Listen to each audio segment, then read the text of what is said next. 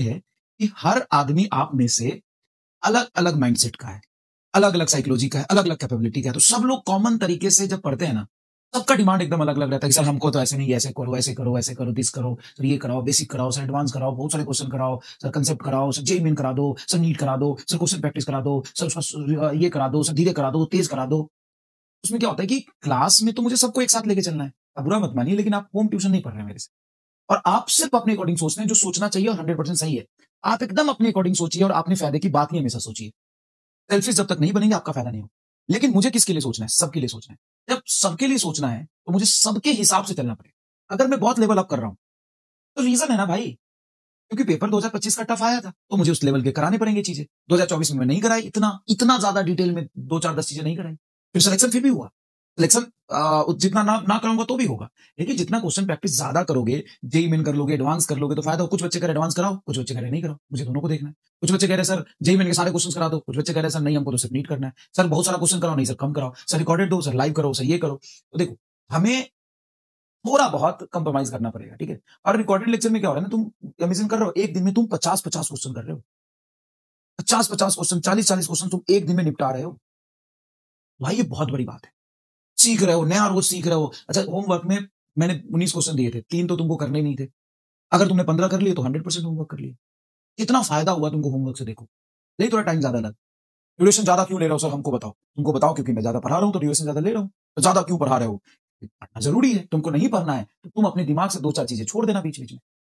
ठीक है, ठीक है, अपने दिमाग लगाओ। अच्छा एक बात बताओ, तुम एग्जाम में बैठोगे, तो एग्जाम में बैठोगे तो तुम्हारे लिए 45 क्वेश्चन होगा, पेपर टफ हो या इजी हो। अब बहुत टफ आएगा तो तुम क्या करोगे?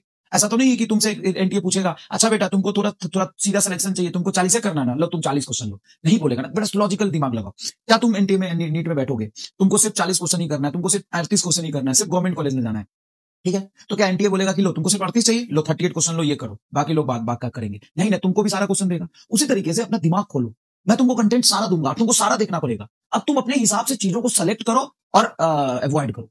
समझना मेरी बात। अगर तुम्हें समझ में आ गई तो कमेंट बॉक्स में आंख लगा दो, सर बात तो लॉजिकल कह रहे हो। एग्जाम में भी जाके हमें यही करना है कि हमको तो सामने सारा क्वेश्चन आएगा। अब हमें टाइम के अकॉर्डिंग रिएक्ट करना है, हमें पैनिक नहीं होना है, हमें सवाल देखना है और देखते से डिसाइड करना है कि ये टफ है थोड़ा, इसको बाद में करेंगे, ये तो जी एडवांस लैंग्वेज टाइप लग रहा है, ये तो बहुत कॉम्प्लिकेटेड लैंग्वेज लग रहा है, इसमें कैलकुलेशन लेंथी हो जाएगा, अभी रुक जाओ, थोड़ा सा पहले आसान क्वेश्चन कर लो। हो सकता है पेपर देख के तुम्हें सीधा 7वां ही क्वेश्चन तुमसे पहली बार अटेम्प्ट हो, पहले के 5 क्वेश्चन ना हो, तो भी घबराना नहीं है। 7वां क्वेश्चन करने के बाद भी अभी भी 37 क्वेश्चन उसमें है जो तुम कर सकते हो। 37 क्वेश्चन है। ये स्टार्टिंग के 5 क्वेश्चन नहीं हुए तुमसे, 6 क्वेश्चन नहीं हुए तुमसे, कोई बात नहीं, लेकिन वो 6 क्वेश्चन तुमको एग्जाम में ना दे तो हो ही नहीं सकता ना यार। तो अपना कैपेबिलिटी और दायरा बनाओ पढ़ने का। नहीं होगा तब तक सीखोगे कैसे? जब एग्जाम में जाके बैठोगे और अचानक से पहले 4 क्वेश्चन बहुत टफ आ गए, तो फिर improve yourself, writing attitude, learning attitude रखो, मेहनत करो। ऐसा थोड़ी ना होता है यार कि हमको कराओ ही मत, तो सब पड़ेगा ना। तुम खुद अपने आप को यहां पे ढालो उस चीज के अकॉर्डिंग, हमें कौन सा करना है, हमें कौन सा नहीं करना, हमें कौन सा करना है, हमें कौन सा नहीं करना है। तो हम कैसे सोचेंगे, तो एग्जाम में तुम कैसे सोचोगे? यहाँ पे भी तुमको वो होगा, फोमो होगा, कर ही लेते हैं, छोड़ ही देते हैं, नहीं। तो वो भी तो एग्जाम में भी तो फोमो होगा, एग्जाम में भी तो फोमो होगा, ठीक है। तो आप जेई मेंस, नीट, एडवांस सब क्लास में कर रहे हो, एक एक दिन में 40-45 सवाल कर रहे हो, एक एक दिन में कर रहे हो, और क्लास में पढ़ते हुए, तो बेटा मेहनत करो, डरो मत, ठीक है। चलो आगे बढ़ते। सर एक ही सब्जेक्ट नहीं है, हमको पता है कि एक ही सब्जेक्ट नहीं है, मैं पता है कि एक ही सब्जेक्ट नहीं है, सारे सब्जेक्ट है और आपको सारे करने पड़ेंगे। और मुझे ये भी पता है कि सिलेक्शन में सबसे ज्यादा वेटेज बायोलॉजी का होता है, and you have to do your 100%। आपको जितनी बायोलॉजी में जरूरत है उतना करना पड़ेगा, जितनी केमिस्ट्री में जरूरत है उतना करना पड़ेगा, जितनी फिजिक्स में जरूरत है उतना करना पड़ेगा, और जितनी जरूरत है उतना मैं पढ़ा रहा हूं, उससे ज्यादा पढ़ा रहा हूं, ताकि आपका लेवल यहां पहुंच जाए। अगर नीट का लेवल यहां है तो यहां पहुंच जाए आपका। नेट इजी सफिशिएंट, 100% सफिशिएंट है। कल रिवीजन पीडीएफ मैंने डाल दिया, देख लेना उसको। रिवीजन पीडीएफ 3 चैप्टर के मैंने फिजिक्स में डीजी के डाले, एक बार देखना। इतने सुंदर तरीके से रोटेशन के सारे moment of inertia, angular momentum, conservation of angular momentum, वो सब चीज डाला हुआ है जो हाई एल्ड टॉपिक है, क्वेश्चंस भी है, थ्योरी भी है, सब अरेंज करके डाला है।